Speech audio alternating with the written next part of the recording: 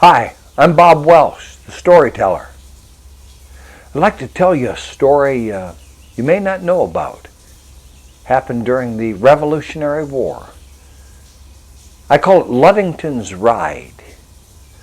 1777, 'twas April 26, when Danbury, Connecticut was in a horrid fix. The British marched into the town behind the cannon's roar. They torched the houses, buildings, shops, all supplies in store. Storehouses full of meat and grain were arsened to the ground, while kegs of wine and rum were drunk by soldiers of the crown. A rider galloped from the town later in the day and raced for Colonel Ludington's, 17 miles away.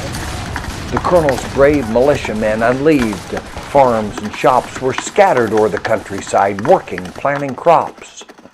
A violent storm with wind and rain was pelting all the land. The rider, wet, cold, and tired, could barely even stand. Besides, he didn't know the men to find their homes and farms. And someone had to ride tonight to make the call to arms.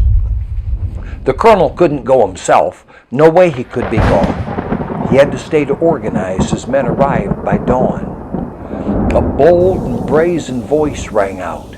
The colonel's oldest kid said, "Let me ride and tell the men just what these British did. I know these men, their wives and kids, their homes and shops and farms. So saddle up the fastest horse. I'll make the call to arms. The roads are dangerous at night. From thieves to creatures wild, there's lightning, thunder, pouring rain, and you are but a child.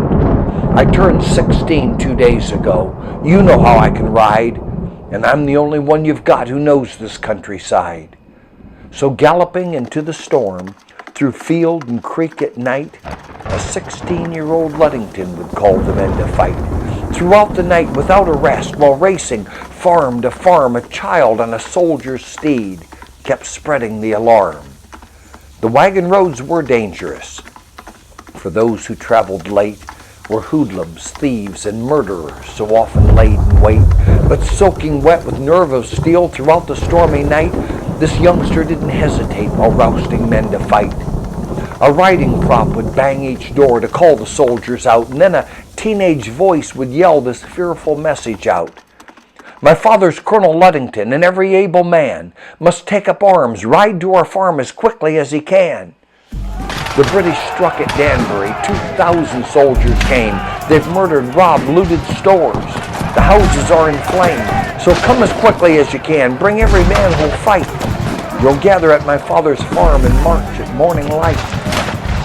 A mile's ride in pouring rain can make you saddle sore. But think about this midnight ride. Some 40 miles or more, and not a single farm was missed while spreading the alarm. And daylight found 400 men outside the colonel's farm.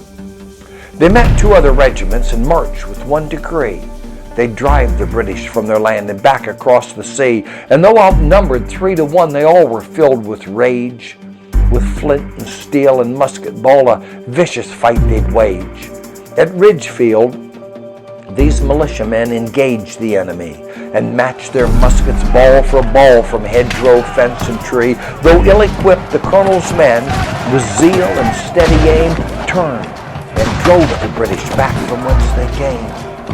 'Twas fights like this, for freedom's sake, that build our nation's pride. And teenage kid, one stormy night, who dared a midnight ride. A lot of brave, heroic deeds your history books omit. But there's a kid from Danbury you never should forget. A teen who rode one stormy night to save their town from flame. A 16-year-old Ludington. And Sybil was her name.